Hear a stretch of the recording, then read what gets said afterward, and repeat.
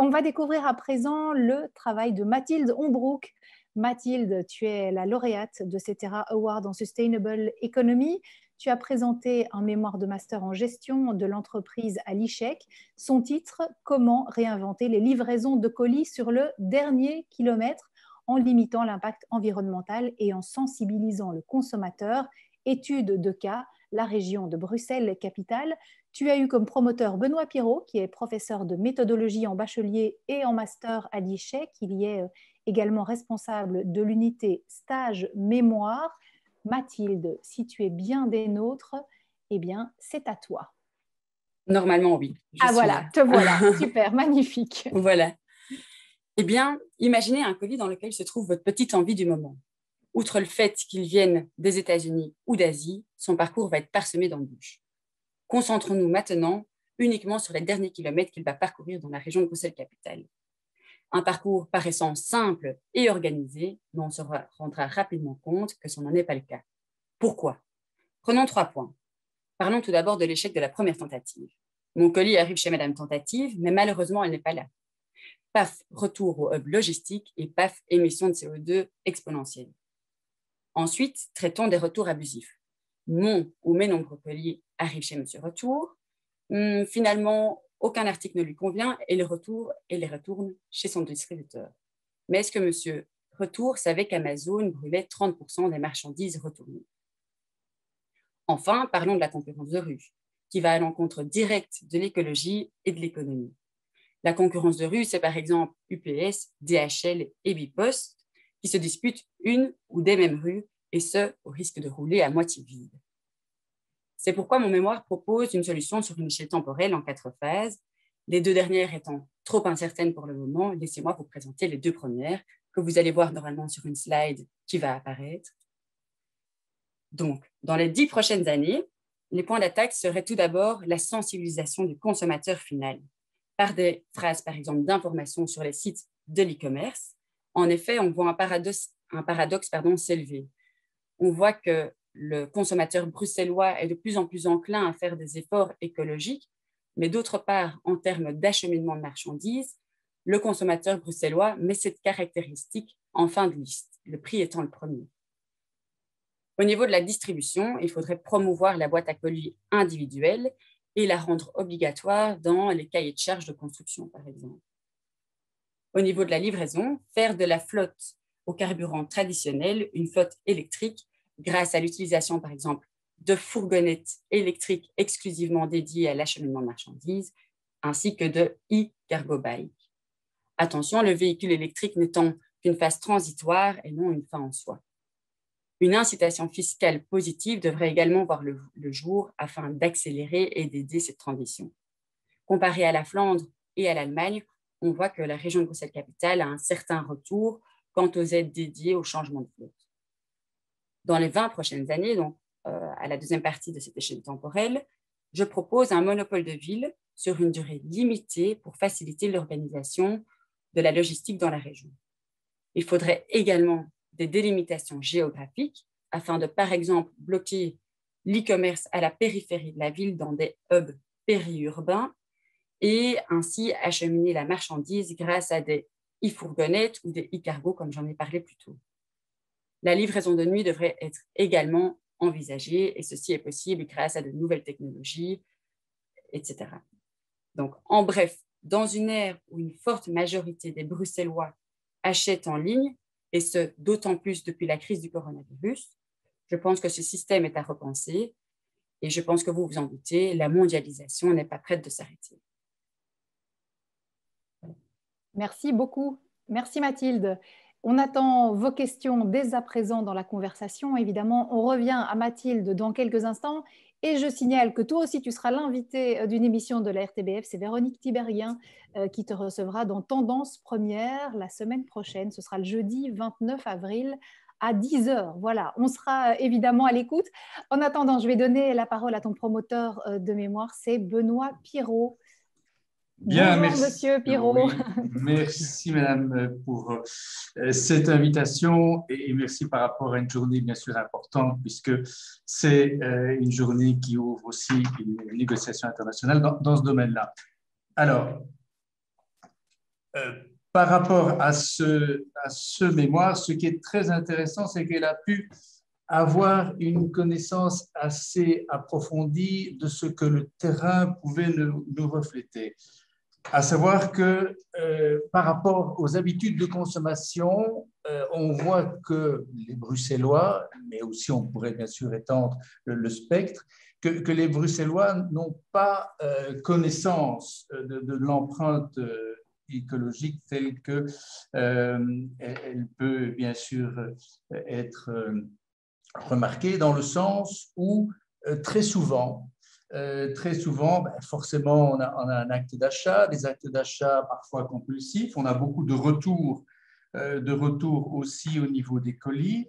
Et ce que ici Mathilde a pu nous amener comme information, c'est que le consommateur n'a pas conscience de cet acte où forcément son empreinte écologique est assez importante. Donc forcément, on est tous dans une dynamique de se dire on veut le colis le plus vite possible, mais il n'en est qu'ici, on a une situation où forcément l'empreinte et l'empreinte carbone est très importante. Donc ça, c'est la première information qui est extrêmement intéressante. Et donc, la nécessité comme Mathilde l'a dit, et là, on peut agir et on peut agir tous, de sensibiliser le consommateur, de faire en sorte qu'effectivement, on puisse se dire, mais on n'a peut-être pas besoin d'avoir le colis le lendemain ou le surlendemain, on peut peut-être attendre 3 jours. Et donc, d'imaginer, et c'est ça qui est pertinent dans son mémoire, un ensemble de solutions alternatives, parce que très souvent encore maintenant, au niveau des entreprises, et elle a pu le démontrer au travers de son mémoire, les entreprises sont toujours dans la logique d'avoir et d'utiliser des fourgonnettes avec forcément un moteur thermique et essentiellement bien sûr diesel.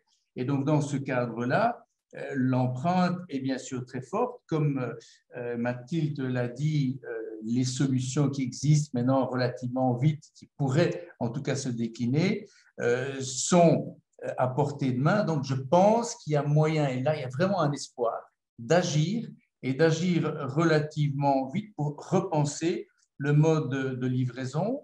Au niveau des entreprises, et là, bien sûr, il y a une attente de faire peut-être d'autres recherches dans ce sens-là pour savoir comment, au niveau d'une logistique verte, ça puisse se déployer. On a déjà, et heureusement, des premières tendances qui nous amènent à penser qu'effectivement, dans pas mal de secteurs d'activité, on est en train de repenser son empreinte écologique dans la livraison des colis. Et donc là, ça aussi, c'est un signe extrêmement positif que l'on peut souligner. Alors, la démarche a été faite par rapport à la région Bruxelles-Capitale, parce que forcément, la région concentre une grande majorité forcément de colis qui sont acheminés. Donc là également, on peut bien sûr imaginer très facilement que les pratiques d'e-commerce sont bien implantées. Avec la crise de la COVID-19, elles se sont encore fortement accrues.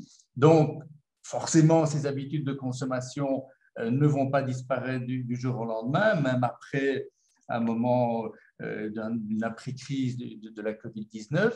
Donc, ces habitudes sont là, mais il y a moyen au niveau du comportement du consommateur, s'il en est sensibilisé, et ça c'est un élément essentiel du mémoire de Mathilde, de faire avancer rapidement les choses pour le consommateur et pour l'entreprise. Merci beaucoup. Merci Benoît Pirot. Je vais redonner la parole au président du jury de cet IRA Award en Sustainable Economy, Jacques Craet. Alors, quelle a été la position du jury par rapport aux mémoires de Mathilde ? Bien, le jury a évidemment applaudi ce mémoire qui lui semble très complet, objectif et non partisan, et qui pose une question très pertinente, bien sûr en raison du poids grandissant de l'e-commerce dans les modes actuels de consommation, et particulièrement cette période de confinement liée à la pandémie. Alors, Mathilde a étudié de façon approfondie, rigoureuse, même très pédagogique, les dimensions environnementales et économiques de son sujet. Et nous soulignons l'effort d'intégrer également les aspects sociaux, notamment les conditions de travail dans le secteur, et les aspects participatifs, notamment ce qu'on pourrait appeler le coopérativisme de plateforme comme alternative à la gig economy, comme elle le décrit, même si on peut encore pousser l'analyse un peu plus loin et de manière encore plus systématique. À ce titre, le jury a particulièrement apprécié l'étude de cas très éclairante autour de l'analyse de la coopérative Urbike. Le jury a été très impressionné aussi par la bonne articulation entre littérature, données qualitatives, données quantitatives, qui aboutit finalement à une étude détaillée, complète, panoramique de la question de cette recherche. Donc, on souhaite encore à la fin finalement mettre particulièrement en avant la formulation des recommandations concrètes qui ont été faites, innovantes parfois et soutenables pour le secteur, en particulier pour cette région bruxelloise. Bravo Mathilde. Merci. Merci Jacques Ray. On va à présent passer aux questions-réponses avec toi Mathilde. Alors, un petit point de précision peut-être par rapport à ce que tu disais. Tu parlais d'une boîte à colis individuelle. C'est quoi, une boîte qu'on devrait tous avoir pour éviter justement les allers-retours des transporteurs?